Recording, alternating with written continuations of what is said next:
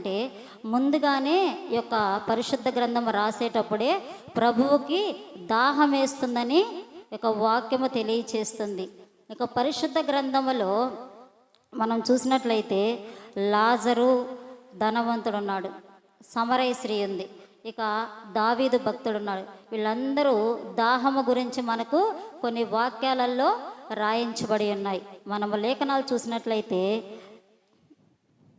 కీర్తనల గ్రంథము 69వ అధ్యాయము 21వ వచనంలో రాయించబడి ఉంది.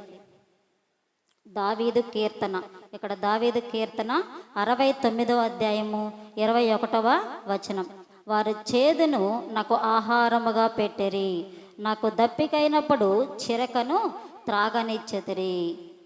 ఇక్కడ పాత నిబంధనలోనే ముందుగానే రాయించబడి ఉన్నది ఆ మాట. దేవుడు దాహమైనప్పుడు ఇక చేదు చిరకని దేవుడికి అందిస్తారని ముందుగానే లిఖింపబడి ఉందండి. అలాగే యోహాను సువార్త 4వ అధ్యాయంలో సమరయ స్త్రీ గురించి ఇక్కడ రాయించబడి ఉంది. యోహాను సువార్త 4వ అధ్యాయము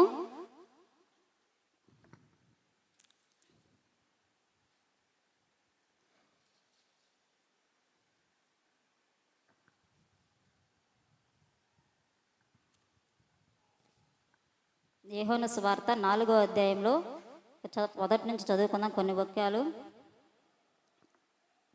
చదవండి.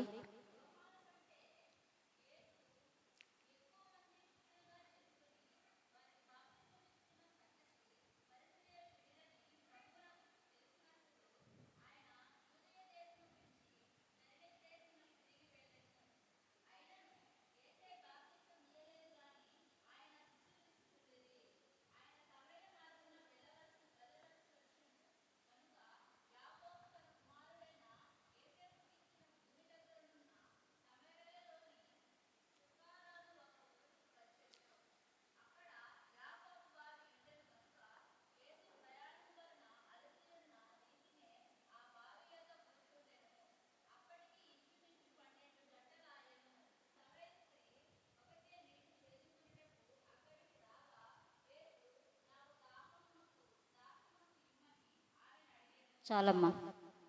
ఇక్కడ 4వ అధ్యాయంలో యేసు ఎక్కడ దాహంగా ఉన్నాడు?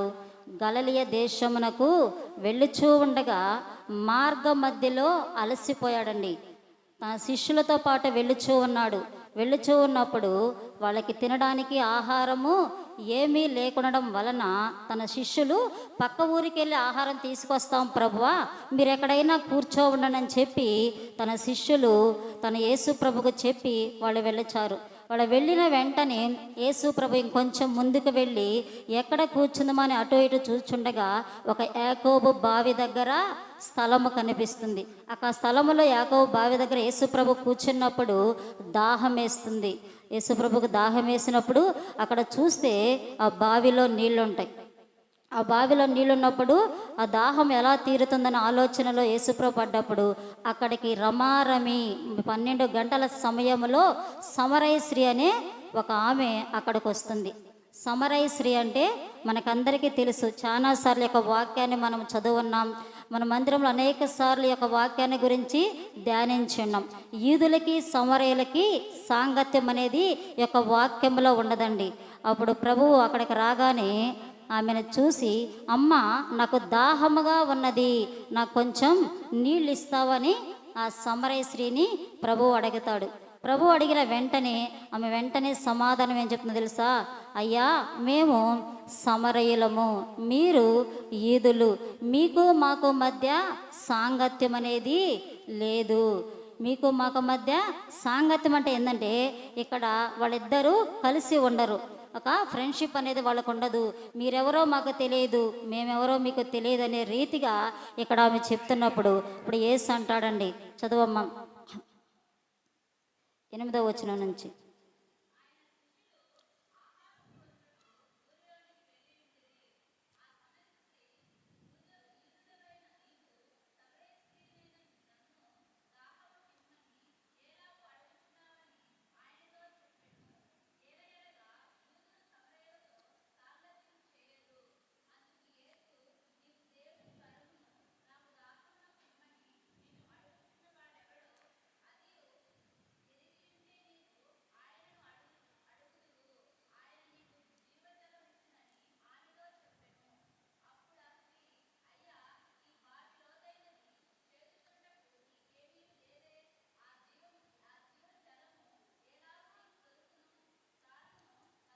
కుమారులను పశువులను బావి నీళ్లు త్రాగి మాకిచ్చిన మన తండ్రి అయిన యాకోబు కంటే నీవు గొప్పవాడవా.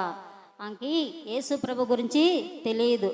తెలియకుండా ఆమె మాట్లాడుతూ ఉంది, అయ్యా నీ దగ్గర చేదుకొనడానికి ఏమీ లేదు, ఇది చాలా లోతైన బావి అని చెప్పి దేవుడు తెలియకుండా ఆమె మాట్లాడుతూ ఉంది. వారిద్దరి మధ్య కొంచెం సంభాషణ జరుగుతూ ఉంది. అలా జరుగుతూ ఉన్న సమయంలో ప్రభు ఒక మాట అంటాడండి, అమ్మా నేనిచ్చు నీళ్లు తాగితే మరి ఎన్నటికీ నీవు దాహము కొనవు అని వాక్యం ద్వారా ఇక్కడ ఆమెతో మాట్లాడచ్చు ఉన్నాడు.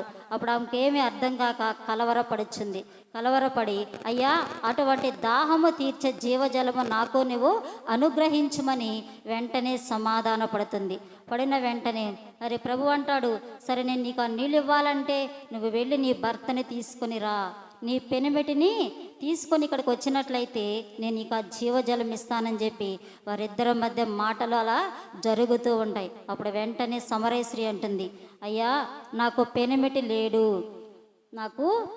లేడు, ఇప్పుడు ఉన్నవాడు కూడా నా వాడు కాదు అని చెప్పి ప్రభుతో ఆమె ఎంతగానో నిజాయితీగా చెప్పినట్లు ఇక్కడ వాక్యంలో కనబడుతుందండి. 5 పెనిమిట్లు ఉండరి, ఇప్పుడు ఉన్నవాడు నీ పెనిమిటి కాడు, సత్యమే చెప్పితేవని అప్పుడు ఆ స్త్రీ, అయ్యా నీవు ప్రవక్తవని నేను గ్రహించుచున్నాను. తన మనసులో మాట, తన జీవిత చరిత్ర అంతా ఇక్కడ ప్రభు చెప్పుచుండడం ఆమె గమనించి, అయ్యా నీవు ప్రవక్తవని నేను ఎరుగుచున్నానన్నప్పుడు యేసు